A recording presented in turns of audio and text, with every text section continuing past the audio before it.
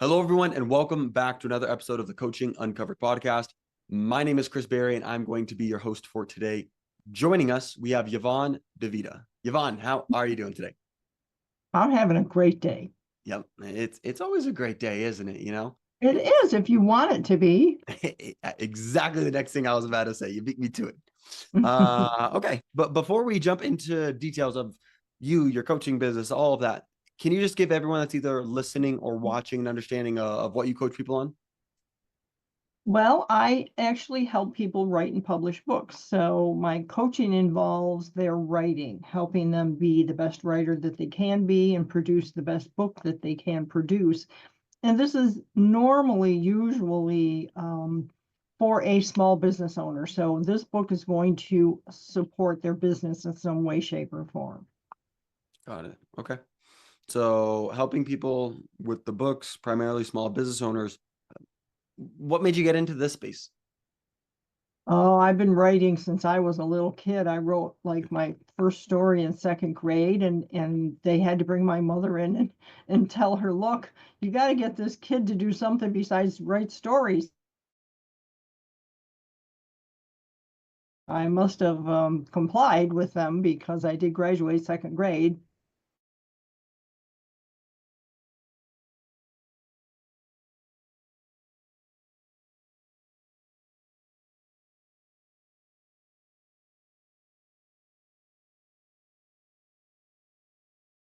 The coaching because I wrote a book and I didn't have a good experience with the publishing company I worked with. So I started my own print on demand publishing company. So I had my own POD company before Amazon took over the whole world. Um, Yeah. but but in the end, I mean, Chris, I'm all about helping people communicate well, helping people understand the power of the words they use, and not just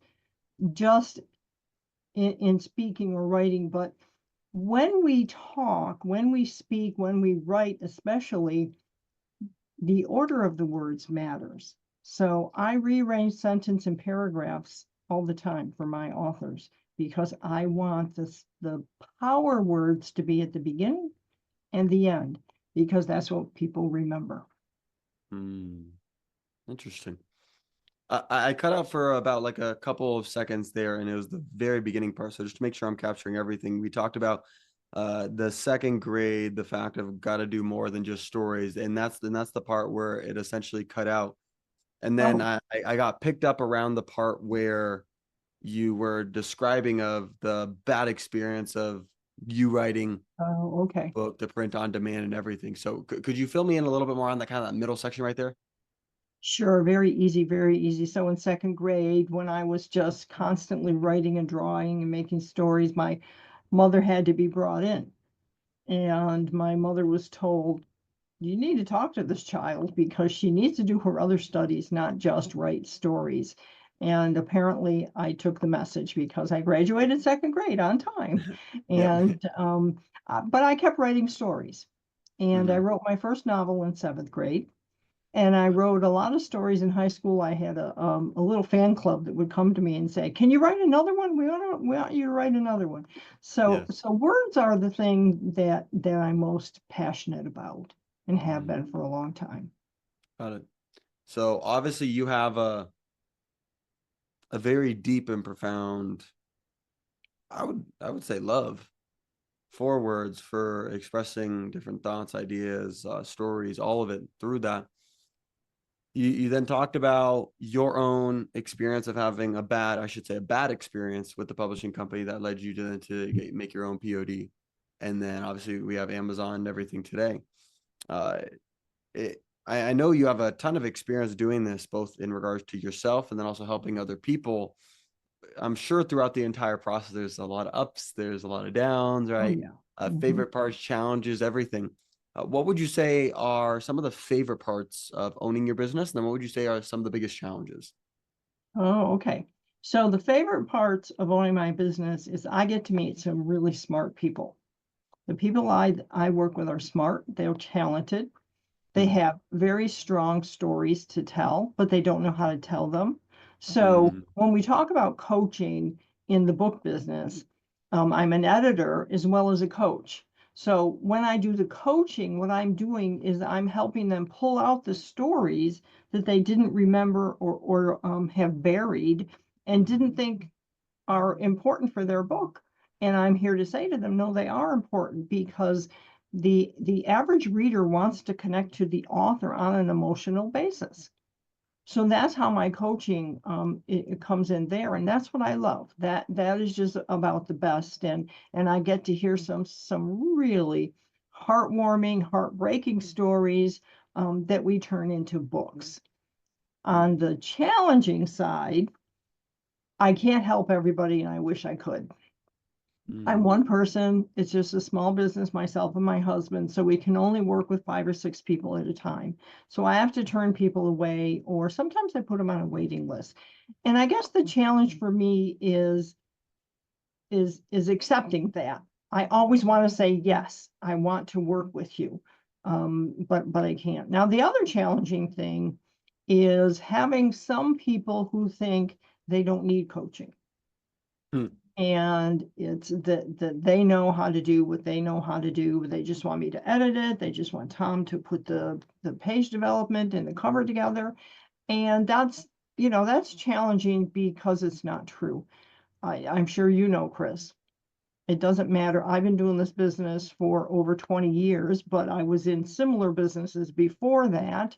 I've worked in the traditional business world, or traditional publishing world, and I've run 5 small businesses.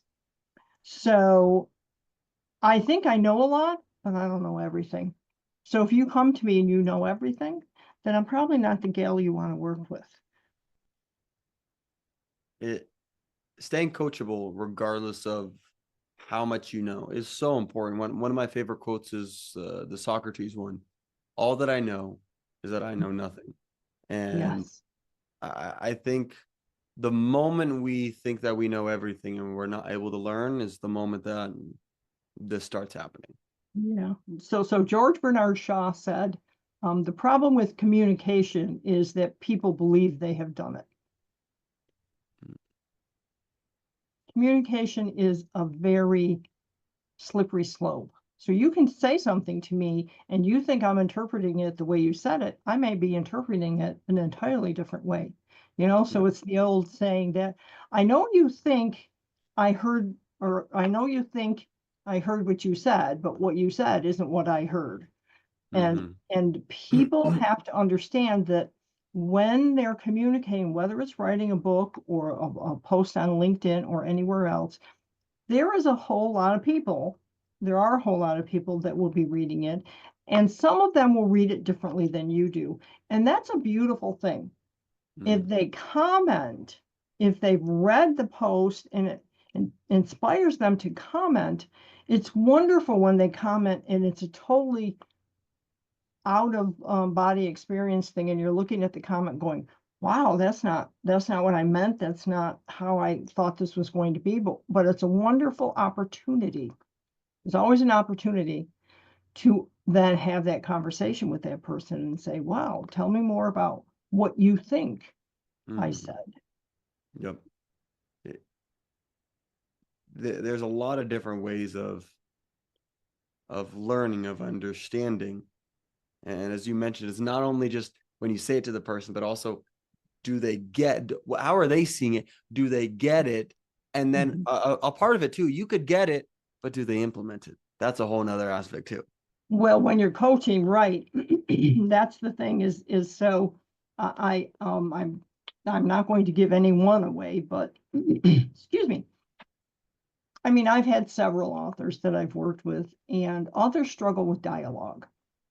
Dialogue is part of telling a story, and that's because you and I are having a dialogue right now. We're having a conversation, and that's how people communicate. I can write about this tomorrow and set the scene. I can say, oh, I was talking with Chris. He had a black t-shirt. He had a nice bookcase behind him with a green vase, and he had a really, really fancy microphone. I have one of those that's in the closet. But anyway, and that's fine. But it isn't until I start talking about the conversation that people start perking up, because now they're listening. And that's a big thing too. We don't We don't have conversations where we listen. We have conversations where we're busy thinking about what we're going to say next. And you have to stop doing that. I've been practicing that for the last few years, and I'm getting better at it. It isn't what you're going to say next. It's what is the person you're talking to you? What are they saying? Let them finish. Try not to interrupt. And be open to the conversation, and don't be closed in thinking, well, I heard these 3 words and they're triggering me, and then I think I'm going to say this when he's done. No, just let it go, relax, and listen. Yeah, that's the truth of it. Because you could have, and even still, like even for example, right now, I have a list of questions that I'd love to go ahead and ask you, but we go and ebb and flow with the conversation. And if there's something so profound I want to expand upon, it's not like I just go, boom, period, done, move on to the next. Like for example, when I'm working with some salespeople, I'm like, hold on, no, he just ripped out his entire life story to you, and he was telling you about why he wants to do the coaching and everything. It's like, cool. So how much money do you want to make a month? I'm like, no, please, you gotta talk to him, listen, you know. So Wow, that's really, really a big thing right there, right? How much money do you want to make a month? it's just If you, completely switching it. yeah, but if you make it about the money, then you lose the meaning. Mm-hmm. And this is not that is no more true anywhere other than in addition to writing books, because if you come to me and you say, I have the best idea, you just don't know, Yvonne. No one's ever written this kind of a book before. It's going to be one of its kind. It's so unique. It's going to be an immediate bestseller. I'm going to say to you, wow, man, that sounds awesome. I'm really full up. I really can't take any more clients right now, because the truth of the matter is, I don't know, and you don't know whether it's going to be a bestseller. Yes, we can create a bestseller on Amazon. That's not that hard to do. Most people who deal with Amazon know how to do it. But when someone says bestseller, they're talking about the bigger world. That's what they're talking about. Like, I'm going to be in the New York Times. And by the way, you can get in the New York Times and not sell one copy of your book. It might not happen. There's no guarantee. Well, yes, it costs a lot of money to do that. You're right. But the issue is, don't write it for the money. You're not likely to make a whole lot of money on your, but the average author, Chris, sells about 300 books. How much do you think that is in royalties? It isn't very much, right? Mm-hmm. You have to take that book and treat it like a product. It's a product. If you don't have a business, if you're writing a novel, it's still a product. And who's going to sell that product? You're going to sell that product. You can hire people to help you, but if you're an author, it's different than being in a business where you make widgets of some sort. Let's say a jewelry business. So I'm a gal, I'm going to make this fancy jewelry, right? And I'm going to sell it on Etsy. That's great. Wonderful. People like your jewelry, they buy your jewelry. Until you actually create a brand and a name for yourself, it's just jewelry that you're selling. Not so with a book. You immediately become a brand when you write a book. The author has to be approachable for the readers, because we live in a society today where if I can't find you on social media somewhere and comment on things that you wrote and tell you whether I liked your book and how I liked it or didn't, then I'm not going to read you. I'm not going to engage with you, and I'm not going to buy your book. I'm not going to support you. So we have something at our business where it's called How to Market Your Book Like a Rock Star, the Taylor Swift model of book marketing. And basically, I've taken what Taylor Swift has done in her life that I know about through news reports, right? Because I don't know Taylor Swift yet. um, and the Swifties, and a lot of research I did, and I turned it around and said, look, here's what she did. Now you're an author. Here's how you can do the same thing. And that's what you have to do. And you can't come to me and say, well, it's so unique. First of all, nothing is unique. Everything has already been written about before. The only unique part of it is you and how I'm going to help you tell the right stories. So, and whether it becomes a bestseller or not, that's dependent on how well you support it and how well you market it. But the better choice, Chris, is to take that product and develop something with it. Webinars, workshops, mastermind groups, things like that. Then you're going to start seeing some money come in. Yeah, very true. So we talked about a lot of different things. We talked about your journey, your background into it. We talked about the favorite parts. We've talked about the challenges, talked about the importance of listening, and also the fact of how a book can be another product in your product line. And obviously, the purpose of Coaching Uncovered is to uncover coaching businesses, understand how they're operating and everything. I truly feel there's a massive value that comes behind having you on as well, given the fact of so many of us are focused on only the courses and everything, but the power and the credibility that comes behind having a book, right? Having that as another product. And I think that last part that you said about the product is like, that's so massive because people are like, oh, this needs to be my core business. I'm going to make all my money off of this. People can, and you're the expert, so I'll default to you, but you can. But let's be real. I don't think that's where majority of the stuff is. Majority of the money would be coming from. It's these other things that you mentioned on the tail end. Well, let's talk about that. So, can you make a lot of money as an author? If we look at novels, you need to get lucky because the truth is, even Stephen King, his first novel, Carrie, was rejected more than 30 times, and his advance for the paperback was $5,000. So Five we all thousand think, dollars. yep. Now he got $400,000 when the hardcover came out because the paperback sold so well. And the publishers who turned him down were like, "This is too dark. We can't publish this. People won't like this. No one's going to read this." Well, somebody took a chance on him. I can't remember. It might have been Scholastic, and published it as a paperback, and it flew off the shelves. So yeah, he had negotiating power then when they came back to him and said, "Let's do a hardcover," right? Now, that's novels. Generally speaking, the average novelist, as I said, unless they're promoting themselves, unless they're speaking, so they have to speak also. They have to go out to networking groups and talk about how they wrote the book, how they came up with the title, how they came up with the characters, why the story went the way it did. They have to be in front of people so people can get to know them and then want to buy not only that book, but the next book. Because if you're a novelist and you only write one book, you're not going to make any money. You've got to write a series, and it doesn't have to be the same character, but it's great if it is because that's what people want, right? So that's the novelist. If you're a nonfiction author, you have to do the same things, but you also have to do what we just talked about. Use the book as a tool in your marketing toolbox.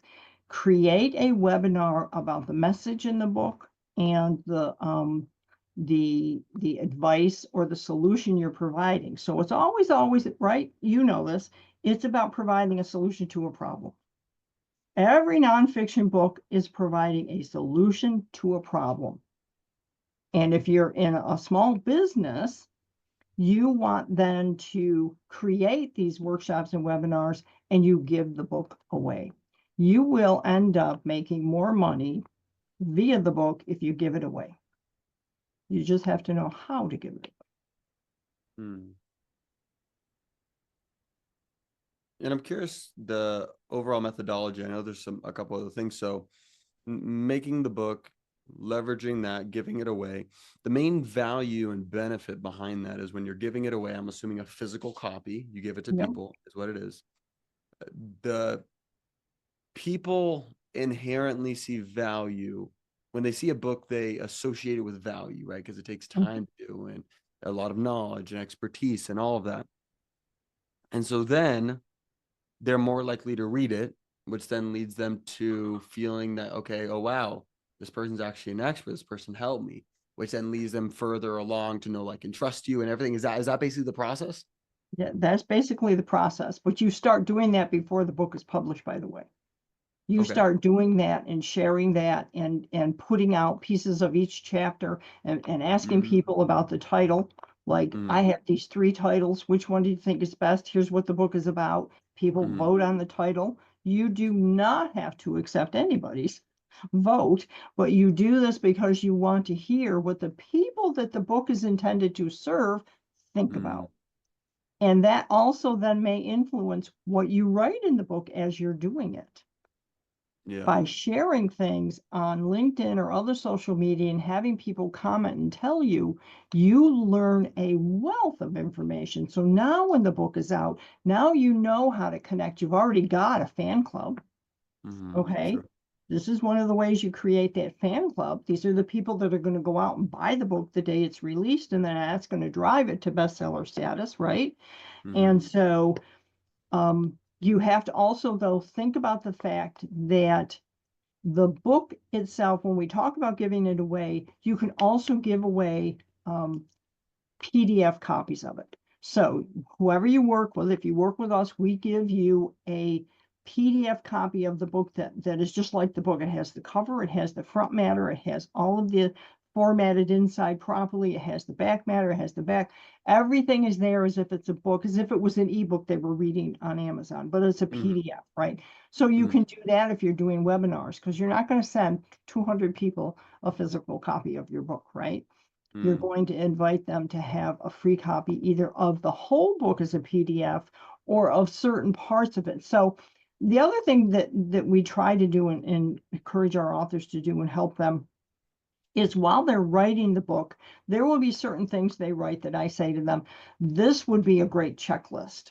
Let's make a checklist of this, put it on your website, going to put a QR code here, and people are going to be able to go to the website and get that checklist. So now we've created something that's interactive. Mm-hmm.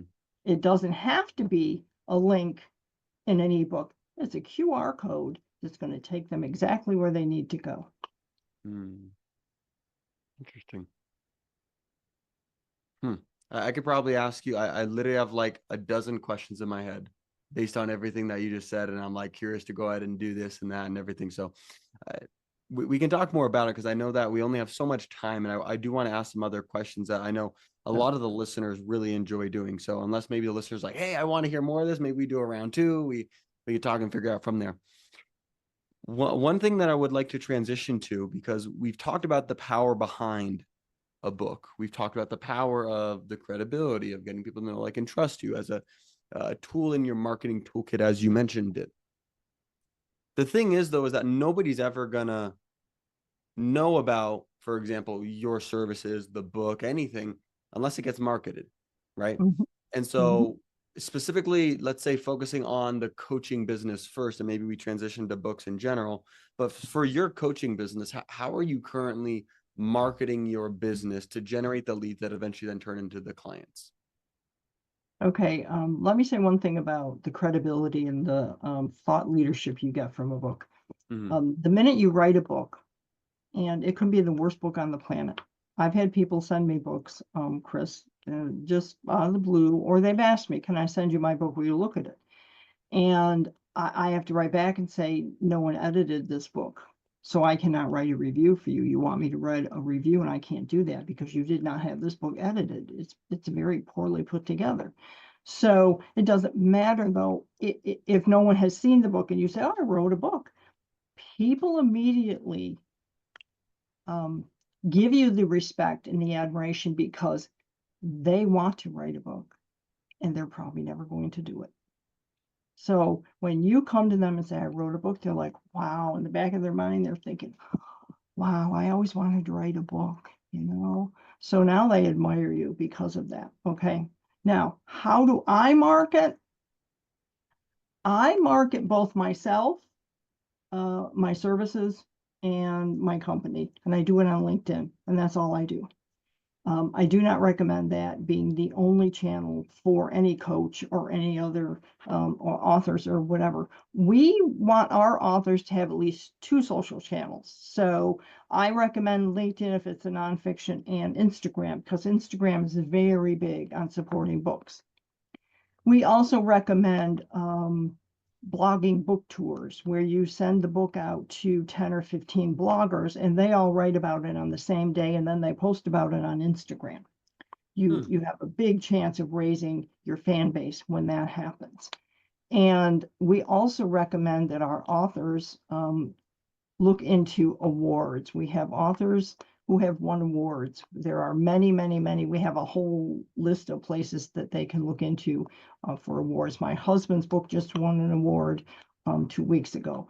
So these are ways that you enhance the value of what you just did, the book, and it gets you in front of more people, and it makes people think, wow, if you won an award. It's one thing to be a bestseller, which people associate with, oh, you sold thousands and thousands of copies. And I'm telling you, that's not true.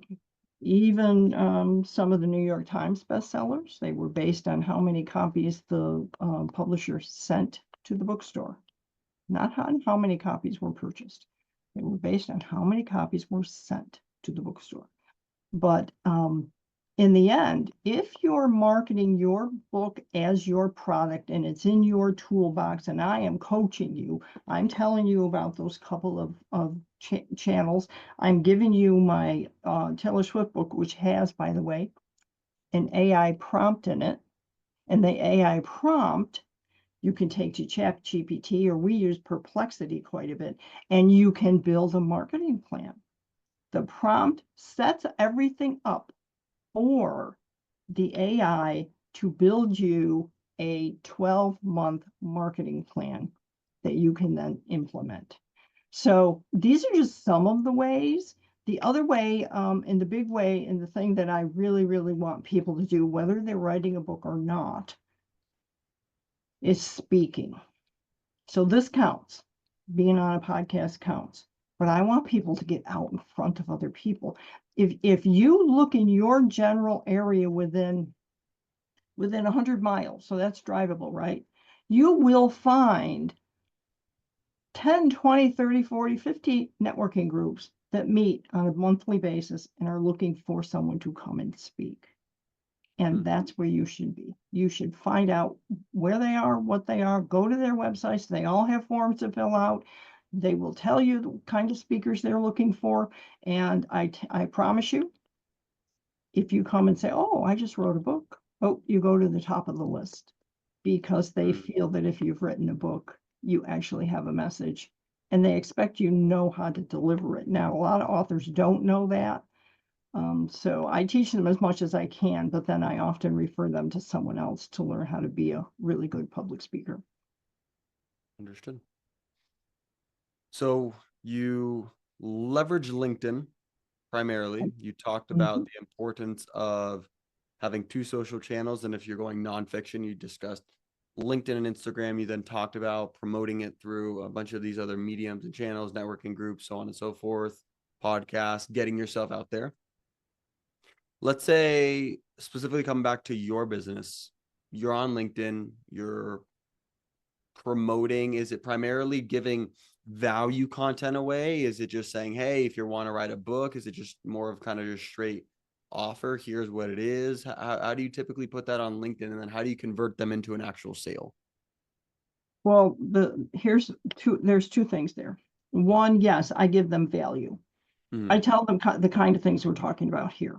Look, this is the book business. I know the book business. Here's what needs to happen. What is a developmental editor? That's what I am. I'll tell them what it is. How do you turn your book into a movie? Even nonfiction books can become movies. Well, let's talk about how that happens. It ain't easy, but let's talk about how it happens. You might want to learn that. What's Amazon doing? what's the latest and greatest on Amazon? Now, my husband is the Amazon person, so if I write anything about Amazon, I have to pass it by him first, so that because he will say to me, no, this is not true.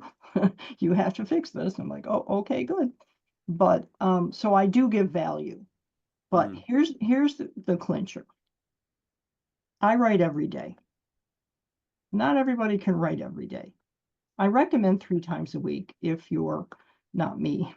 Um, you can pre-schedule. This is the beauty of LinkedIn. I use a tool called Authored Up. So AUTHORED up, Authored Up. This allows me to write as if it was a Word doc because LinkedIn does not allow you to put in bullet points and italics and things like that. But Authored Up does. It connects to your LinkedIn account. And now when you write, you can easily add things. If you have a bulleted list, for instance, and it's all like this line's big, this line's small, big line, big, it has a little thing in there that will turn that into a nice little list that flows from short to long, which makes it easier for people to read, by the way. Mhm. The other thing that makes it easy for people to read is when you're using hashtags, you have to capitalize every word in the hashtag. And that's Mm. for people who are visually impaired and they need to be able to see that capital letter in the hashtag. So you should do that. So basically, what I do is I write every day. Sometimes I write about me. I tell the stories that I told early here. I recently wrote something about 3 things you don't know about me, and one of them is I like to eat burnt popcorn. My husband gets annoyed, like, "What do you do?" I'm like, "I like it when it's burned." Little things like that. So people then get to know you. I also then spend probably an hour every day commenting on other people's posts. And not just the people that follow me. I comment on posts of people that I am not connected to. And I have gotten business that way. People have contacted me and said, "Wow, you're a book coach. I need to talk to you." And I have signed them to work with me because they saw a comment I left on somebody they follow that I just seemed, LinkedIn just popped them up into my feed. Or I saw a comment on, let's say I see a comment on your feed and I find the comment intriguing, I will go to that person's profile. I will look at what they've written. If they've written something interesting, I'll comment on that. And so what this does is it builds attention. People get to know me, right? They'll say, what does book whisperer mean? So I tell them what book whisperer means. And I'm also a little outrageous. So I will occasionally write posts and I will say, "Look, I have told you this 1,000 times. When are you going to start listening to me? Here is how it works." Then I'll go into a little rant about Mhm. how this is the best time for them to write a book. The best time to plant a tree was 20 years ago, and the second best time is like right now. Hello.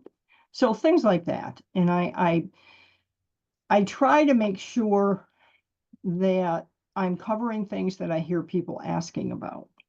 So that's the Mhm. other thing is keep your eyes and ears open. What are people asking about that in your business that you do? What are the things people are curious about that they don't know that they need answers to? And so I Mhm. try to provide those answers. Hmm. All about providing value, having conversations, doing all of that. And that then leads into people naturally wanting to have calls that then lead to clients, basically. But they just want to work with the purple-haired lady, that's all. That is awesome.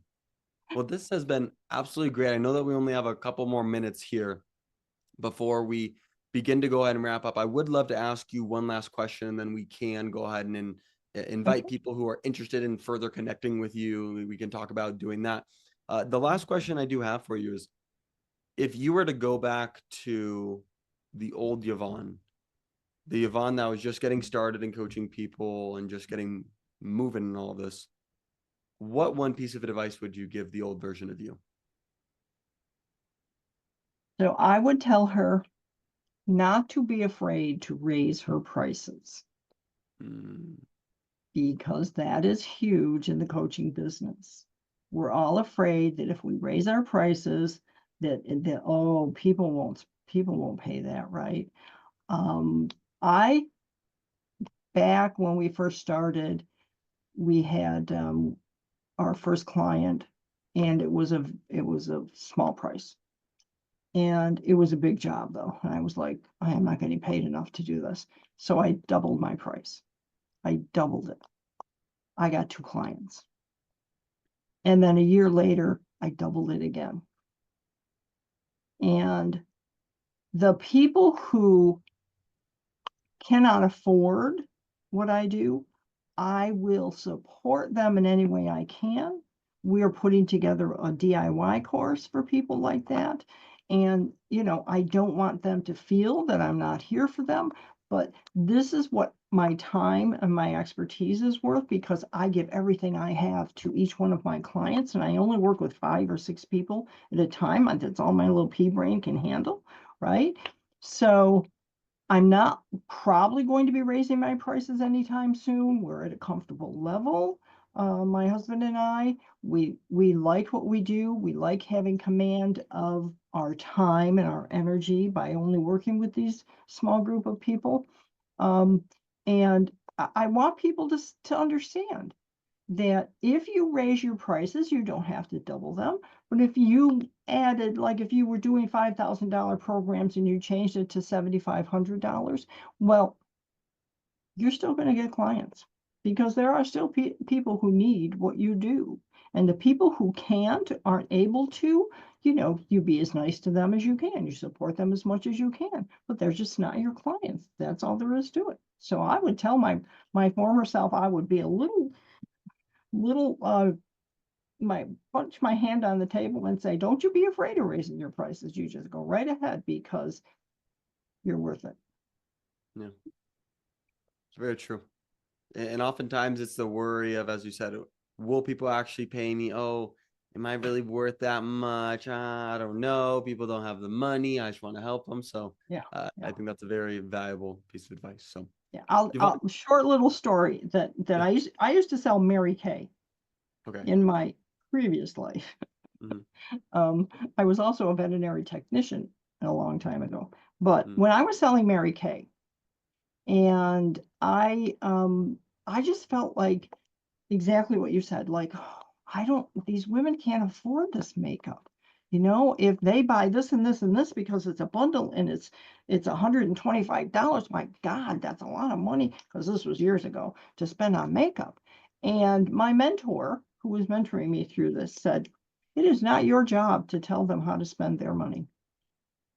So it is not your job to say, well, they won't pay. They can't pay. I feel bad. I think it's not, the makeup was worth it, right? And so my job was just to show them the makeup and demonstrate it and sell it to them. And if they wanted to buy it, it wasn't my job to say, well, no, I don't think you can afford it, right? mm-hmm. And so to your point, it not only was the makeup worth it, well, I'm worth it and you're worth it. And that's what people have to get over. You are worth it. Yeah, that is very true. Well, Yvonne, this has been absolutely awesome. I appreciate you coming on and sharing all of your knowledge, your expertise, and everything.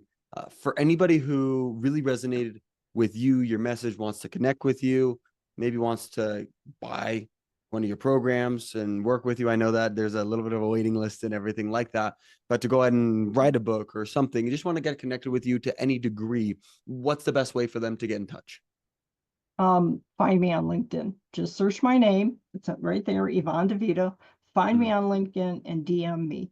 I used to say email me, but emails are getting lost because I get so many emails. And then if you DM me, or if my email is right in my profile, and you want to um, email me, just make sure you write Chris Berry. okay. I saw you on Chris Bear. Otherwise, I won't know who you are, and your email or your DM may sit there for weeks, because we live in an age where it's kind of scary to open things from people you don't know. Yeah, that is true. Well, Yvonne, once again, thank you very much. It was a pleasure to have you on, and I look forward to chat more soon. Thank you. This was great. I had a good time. It was likewise here. Okay, thank you very much. If you guys like this video, make sure to go ahead and like and subscribe. And if you'd also like to watch another episode to see how you can continue to grow your coaching business, go ahead and click right here.